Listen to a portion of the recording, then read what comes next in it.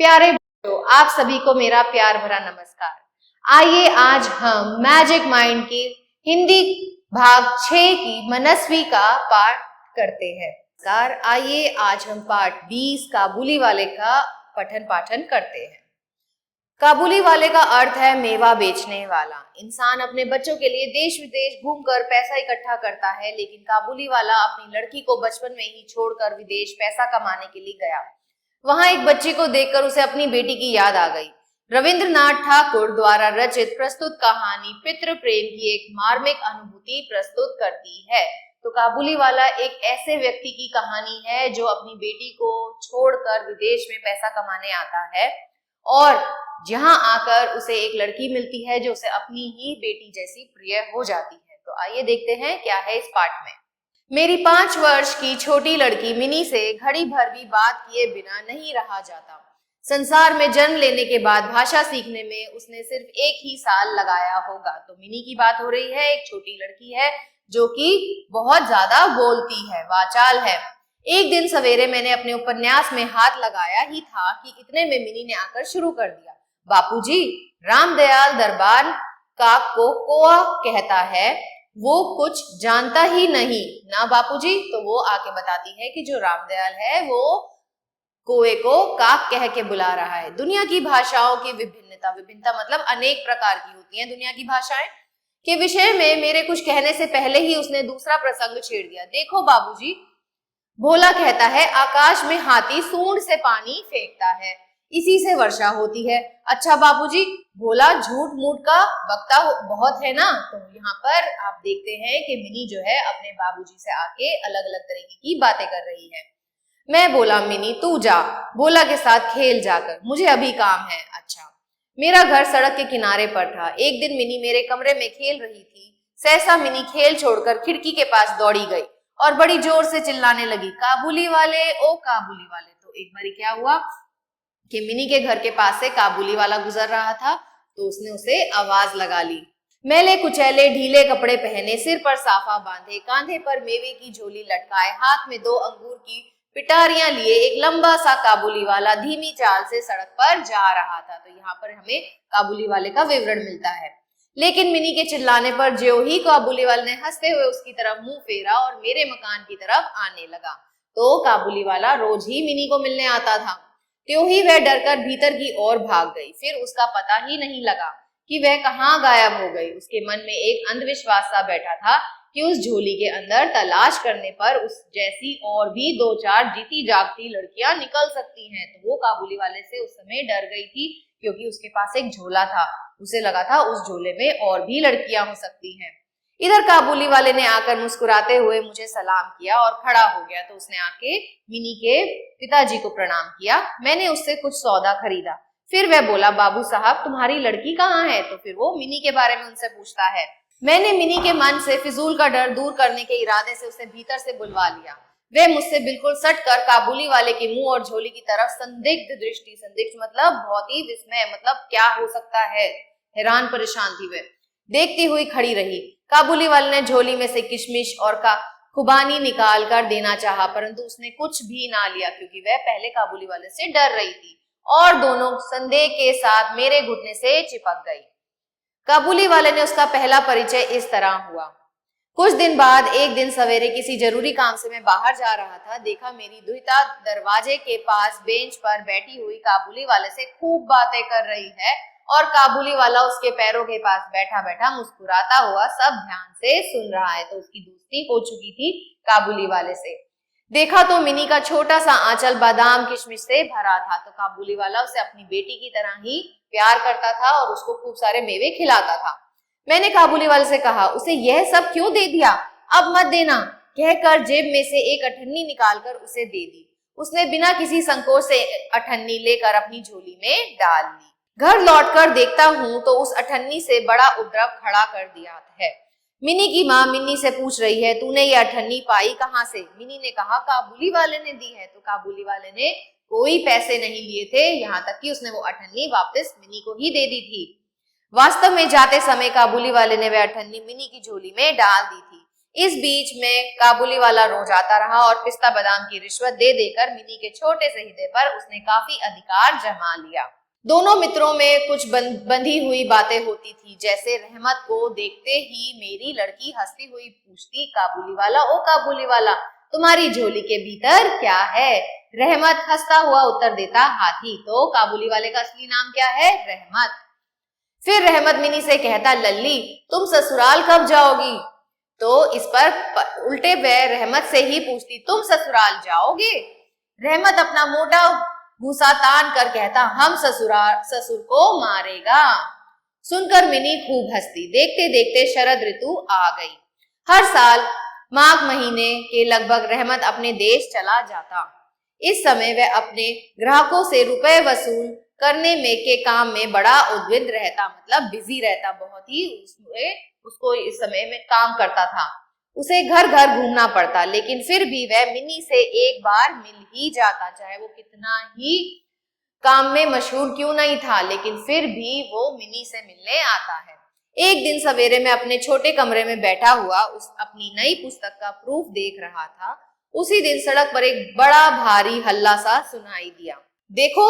देखा तो अपने रहमत को दो सिपाही बांधे लिए जा रहे थे। रहमत के कुर्ते पर खून के दाग हैं और एक सिपाही के हाथ में खून से सना हुआ छुरा, तो इसका मतलब उसने किसी का खून कर दिया है। मैंने दरवाजे के बाहर निकलकर सिपाही को रोक लिया और पूछा, क्या बात है? कुछ सिपाही से और कुछ रहमत के मुंह से सुना कि हमारे पड़ोस में रहने वाले एक आदमी ने रहमत से एक रामपुरी चद्दर खरीदी थी। उसके कुछ रुपए उसकी तरफ बाकी थे, जिन्हें उसने देने से इनकार कर दिया। बस इसी पर दोनों में बात बढ़ गई और रहमत ने छुरा निकालकर भोंक दिया। तो यानी कि रहमत जो था वो थोड़ा गुस्से वाला था। इतने में काबुली वाला, ओ काबुली वाला पुकारती हुई मिनी घर से बाहर निकल आई। मिनी ने आगे आने के साथ ही उससे पूछा, तुम ससुराल जाओगे? तो रहमत ने हंसकर कहा, हाँ वही तो जा रहा हूँ। तो वो कहाँ जा रहा था? वो जेल जा रहा था, और जेल को वो क्या कहता है? ससुराल जा रहा हूँ। रहमत ताड़ गया कि उसका यह उत्तर मिनी के चेहरे पर हंसी ना ला सका, और तब उसने हाथ दिखाकर कहा, ससुर को मारता, लेकिन क्या करूं, हाथ बंधे हुए हैं। छुरा चलाने के कसूर में रहमत को कई साल की सजा हो गई।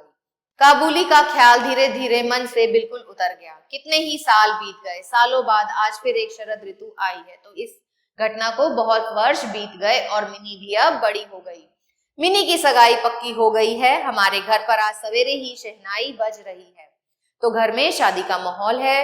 मेरी मिनी का आज ब्याह है। ब्याह मतलब शादी है। मैं अपने लिखने पढ़ने के कमरे में बैठा हुआ हिसाब लिख रहा था। इतने में रहमत आया और सलाम करके खड़ा हो गया। तो रहमत वापस से उनसे इतने साल बाद मिलने आया। पहले तो मैं उसे पहचान ना सका। उसके पास ना तो झोली थी, ना वैसे लंबे लंबे बाल थे, ना चेहरे पर जैसा तेज ही था। तो वो बिल्कुल ही बदल गया था। ना उसके पास झोली थी, ना उसके लंबे लंबे बाल थे। अंत में उसकी मुस्कुराहट देखकर पहचान सका कि वह रहमत है। मैंने पूछा, क्यों रहमत, कब आए?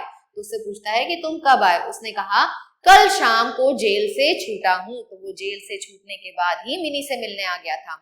मैंने उससे कहा, आज हमारे घर में एक जरूरी काम है, सो आज मैं उससे लगा हुआ हूँ, आज तुम जाओ फिर आना। तो कहते हैं कि आज हमारे घर में जरूरी काम है, मैं तुमसे कल बात करूंगा। मेरी बात सुनकर वह उसी समय जाने को तैयार हो गया, पर दरवाजे के पास जाकर कुछ इधर उधर देखकर बोला, बच्ची को जरा देख लेता। तो वो मिनी से ही तो मिलने आया था।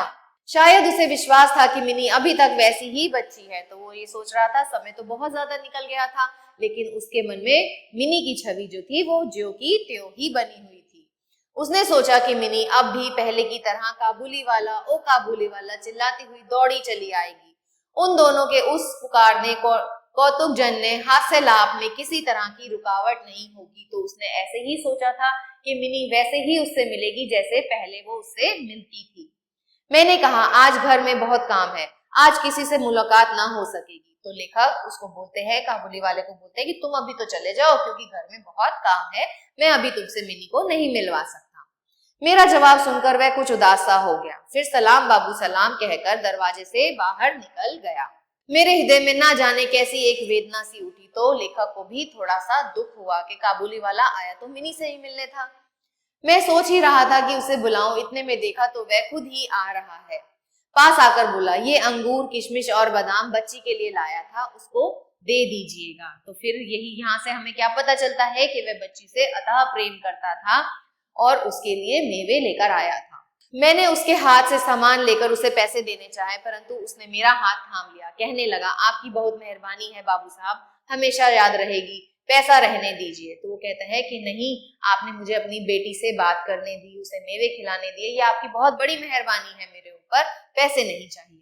जरा उठकर फिर बोला, बाबू साहब, आपकी जैसी मेरी भी देश में एक लड़की है, मैं उसे याद करके अपनी बच्ची के लिए थोड़ी सी मेवे हाथ में ले आया करता हूँ, मैं यहाँ सौदा बेचने नहीं आता। तो वो अब बताता है कि उसकी अपनी ही एक बेटी है और उसकी छवि वह मिनी में देखता है, इसीलिए उसे वह मेवे खिलाता था। उसने अपने ढीले ढाले कुर्ते के अंदर हाथ डालकर एक मैला कुचैला कागज का टुकड़ा निकाला। देखो कि कागज पर एक नन्हे से हाथ से छोटे से पंजे की छाप है। हाथ में थोड़ी सी कालक लगाकर कागज के ऊपर उसी का निशान ले लिया गया है। अपनी लड़की की इस याददाश्त को छाती से लगाकर रहमत हर साल कोलकाता के गली कूचों में मेवा बेचने आता है। तो वह अपनी बच्ची का बनाया हुआ हाथों का चिन्ह अपने पास रखता था अपनी बेटी के याद में। मेरी आंख भर आई और फिर इस बात को मैं बिल्कुल ही भूल गया कि वह एक काबुली मेवे वाला है और मैं एक उच्च वंश का रईस हूँ। तब मैं महसूस करने लगा कि जो वह है वही मैं हूँ, तो दोनों ही एक पिता हैं। पिता का अपने बच्चों के प्रति अतः प्रेम होता है। वह भी बाप है, मैं भी बाप हूँ। अपनी पर्वतवासिनी छोटी सी पर्वती के हाथ की निशानी ने मेरी ही मिनी की याद दिला दी। मैंने उसी वक्त मिनी को बाहर बुलाया। ब्याह की पूरी पोशाक और जेवर गहने पहने हुए बेचारी वधू वेशनी मिनी मारे शर्म के सिकुड़ी हुई सी मेरे पास आकर खड़ी हो गई। तो मिनी दुल्हन के रूप में वहां आ गई। उसे देखकर रहमत काबुली वाला पहले तो सकपका गया, क्योंकि उसे विश्वास ही नहीं हो रहा था कि मिनी अब बड़ी हो चुकी है। पहले जैसी बातचीत करके उसने ना बना। बाद में हंसता हुआ बोला, लल्ली सास के घर जा रही है क्या? तो फिर वह उसी शब्दों को वापस से बोलता है। मिनी अब सास के मायने समझने लगी है, लिहाजा अब उसने पहले की तरह जवाब देते न बना। रहमत की बात सुनकर मारे शर्म से उसका मुंह लाल सुर्ख हो गया। उसने मुंह फेर लिया। मिनी के चले जाने पर एक गहरी सांस भरकर रहमत जमीन पर बैठ गया। शायद उसकी समझ में यह बात एकाएक स्पष्ट हो रही थी कि उसकी लड़की भी इतने दिनों में बड़ी हो गई होगी। तो उसे अभी समझ आ गया था कि जिस प्रकार मिनी बड़ी हो गई है, वैसे ही उसकी बेटी भी बड़ी हो गई होगी। इन 8 वर्षों में उसका क्या हुआ होगा कौन जाने, क्योंकि वो अपने देश से इतने सालों से दूर था, तो उसे ये नहीं पता कि उसकी बेटी का क्या हुआ होगा। मैंने 50 रुपए का नोट निकालकर उसके हाथ में दिया और कहा, रहमत, तुम आज अपने देश चले जाओ, अपनी लड़की के पास। तुम दोनों के मिलन सुख से मेरी मिनी सुख पाएगी। तो कहते तुम अपनी बेटी के पास लौट जाओ। रहमत को रुपए देने के बाद ब्याह के हिसाब में से मुझे उत्सव समारोह के कुछ अंग छाट कर निकाल देने पड़े। जैसे मन में थी वैसी रोशनी नहीं कर सका। अंग्रेजी बाजे भी नहीं आए। घर में औरतें बड़ी नाराजगी दिखाने लगी।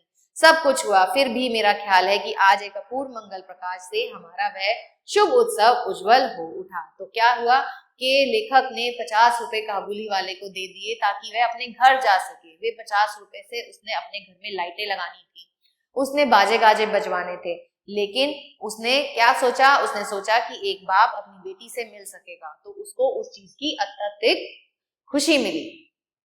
तो ये इसके लेखक कौन है बच्चों? रविंद्रनाथ ठाकुर। शब्दार्थ: विभिन्नता, अंतर, अलग अलग होना, उद्विन, बेचैनी, अंधविश्वास, विचार रहित विश्वास, हास्य लाभ, हंसी मजाक की बातें, संदिग्ध से संदेहप्रद, याददाश्त, स्मरण शक्ति, दुहिता मतलब पुत्री, समारोह, आयोजन, संकोच का मतलब होता है सकुचाहट, उज्जवल, प्रकाशमान, उपद्रव, उत्पात। आइए बच्चों इसका अभ्यास कार्य देखते हैं। मिनी कितने वर्ष की थी? मिनी 5 वर्ष की थी। काबुली वाला क्या बेचता था? काबुली वाला मेवे बेचता था। घर में उपद्रव किसने खड़ा कर दिया था? घर में उपद्रव मिनी ने खड़ा कर दिया था। काबुली वाला जेल क्यों गया? क्योंकि उसने किसी को छुरा घोंप दिया था। मिनी किस शब्द का अर्थ समझने लगी थी? सास शब्द का अर्थ। सही विकल्प पर निशान लगाएं। रामदयाल दरबान काक को कहता था कोआ। आकाश में हाथी सूंड से पानी फेंकता है, कौन कहता है? भोला।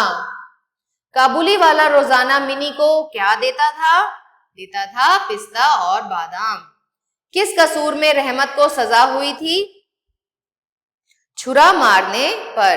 रिक्त स्थानों की पूर्ति कीजिए। संसार में जन्म लेने के बाद भाषा सीखने में, भाषा, मिनी के मन में एक डर बैठ गया था। उसने बिना किसी संकोच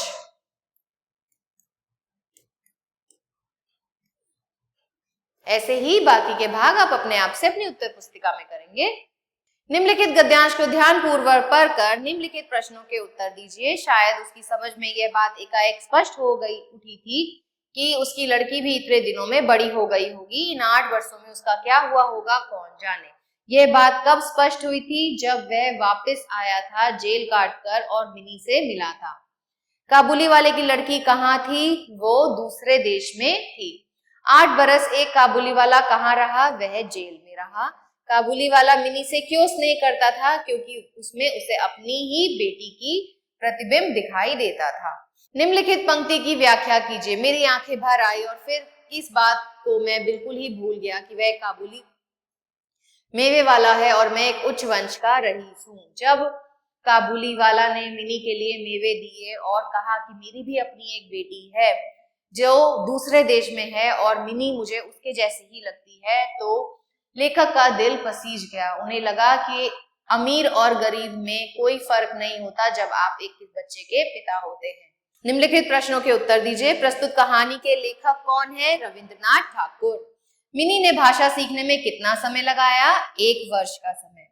काबुली वाला कौन है? मेवा बेचने वाला। छोटी बच्ची उससे क्यों डरती थी? क्योंकि उसे भय था कि उसके झोले में उसकी जैसी छोटी छोटी लड़कियां होंगी। मिनी के पास अठन्नी देखकर उसकी माँ को ने क्या आपत्ति जताई कि मिनी ने वे पैसे कहाँ से पाए। काबुली वाला ने 8 वर्ष कहाँ बिताए? उसने 8 वर्ष जेल में बिताए। उसे क्या अपराध हुआ था? उसने एक व्यक्ति को छुरा घोंप दिया था।